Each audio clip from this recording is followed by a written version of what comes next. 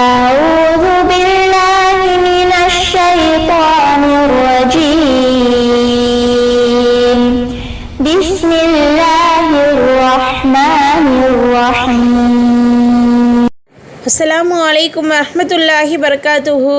உஸ்வத்துன் ஹசனா இஸ்லாமிய மகளிர் கல்லூரியில் பேராசிரியராக பணிபுரியக்கூடிய ஆலிமா முர்ஷிதா உங்களுடன் 5 நிமிட மதரசாவிலிருந்து ஒரு சிறிய தகவலை பகிர்ந்து கொள்கிறேன். ஆரம்பமாக இஸ்லாமிய வரலாறு. ஹிலாஃபத் ஆரம்பம். நபி அவர்கள் இறந்த பிறகு அல்லாஹ் தஆலா ஹிலாஃபத் ஆட்சி தொடரை தொடங்கி வைத்தான். இதில் முதன்முறையாக ஹஜ்ரத் அபூபக்கர் ரலியல்லாஹு அன்ஹு அவர்கள் ஹலீஃபாக பொறுப்பேற்றார்கள். இவர்கள் 2 ஆண்டு 3 மாதம் 10 நாட்கள் பொறுப்பு வகித்தார்கள். இவர்கள் வஃபாத்தாவதற்கு முன்பே தமக்கு பிறகு உமர் ரலியல்லாஹு அன்ஹு அவர்களை ஹலீஃபாவாக நியமித்து விட்டார்கள். உமர் ரலியல்லாஹு அன்ஹு அவர்கள் 10 ஆண்டு 6 மாதம் 5 நாட்கள் பொறுப்பு வகித்தார்கள். அவர்களின் ஆட்சி காலத்தில் பல நாடுகள் இஸ்லாமிய கொடியின் கீழ் வந்தன. 1000 கணக்கோர் இஸ்லாமை தழுவினர். ஒரு நாள் ஃபஜ்ர் தொழுகையில் ஒரு கொடியவன் உமர் ரலியல்லாஹு அன்ஹு அவர்களை குத்தி காயப்படுத்தி விட்டான்.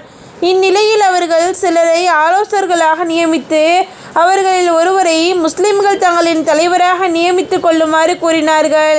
உமர் ரலியல்லாஹு அன்ஹு அவர்கள் இறந்த பிறகு ஹஜ்ரத் உஸ்மான் ரலியல்லாஹு அன்ஹு அவர்கள் ஹலீஃபாவாக நியமனம் பெற்றார்கள். இவர்கள் 11 ஆண்டு 11 மாதம் 18 நாட்கள் பொறுப்பு வகித்தார்கள். இவர்களின் கொடூரமான ஷஹாதத்திற்கு பிறகு அனைவரின் ஏகோபித்த முடிவின்படி ஹஜ்ரத் அலி ரலியல்லாஹு அன்ஹு அவர்கள் தேர்ந்தெடுக்கப்பட்டார்கள். இவர்களின் ஆட்சி காலத்தில் விஷமிகள் பெருவாரியாக தலை தூக்கினர். அலி ரலியல்லாஹு அன்ஹு அவர்கள் இந்த விஷமத்தை மிகச் சாமர்த்தியமாக கலைந்தார்கள். அலி ரலியல்லாஹு அன்ஹு அவர்களும் ஷஹீதாக்கப்பட்டார்கள். இவர்களும் 4 ஆண்டு 9 மாதம் பதவி வகித்தார்கள். இந்த 4 ஹலீஃபாக்களும் ஹுலஃபாயே ராஷிதீன் என்றும் இவர்களின் ஆட்சிக்கு ஹிலாஃபத் ராஷிதா என்றும் சொல்லப்படும். இரண்டாவதாக அன்னலாரின் அற்புதம்.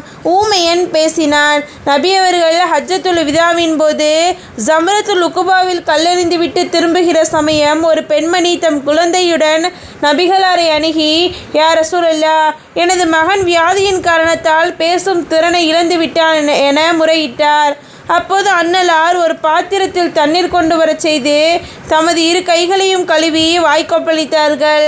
பிறகு அந்த பாத்திரத்தை அந்த பெண்மணியிடம் கொடுத்து, இந்த தண்ணீரை குழந்தைகளுக்கு புகட்டுங்கள், மேலும் சிறிதளவு தண்ணீரை எடுத்து அவ்வப்போது அவரின் மீது தெளித்து விடுங்கள் என கூறினார்கள்.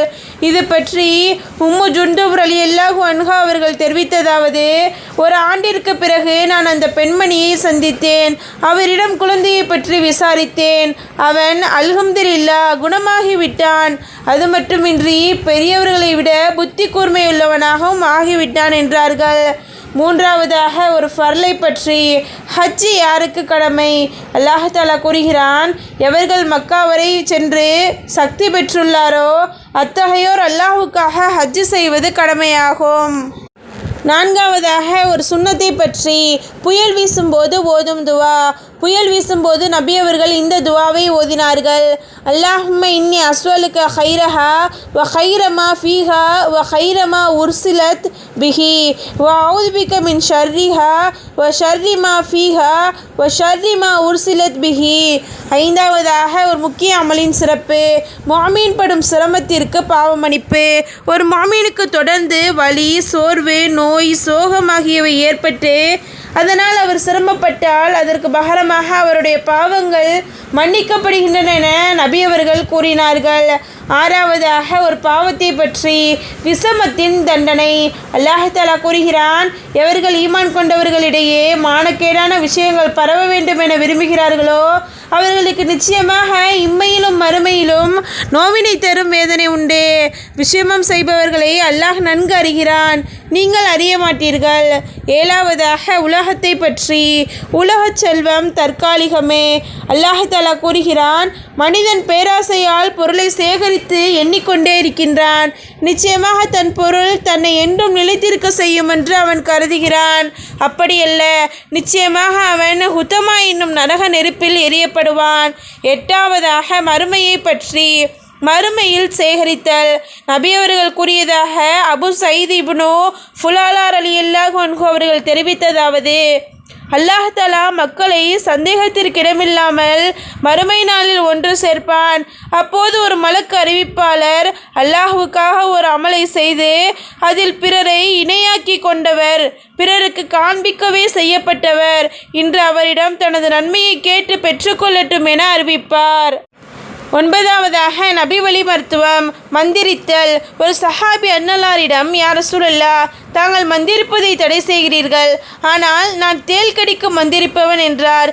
அதற்கு நபிகளார், குற்றமில்லை, தமது சகோதரருக்கு நன்மை செய்திட முடியும் என்றால் அதை செய்யுங்கள் என கூறினார்கள்.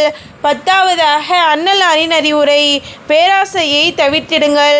ஏனெனில் உங்களுக்கு முன்னிருந்தோர் பேராசையின் காரணமாகவே அழிக்கப்பட்டனர்.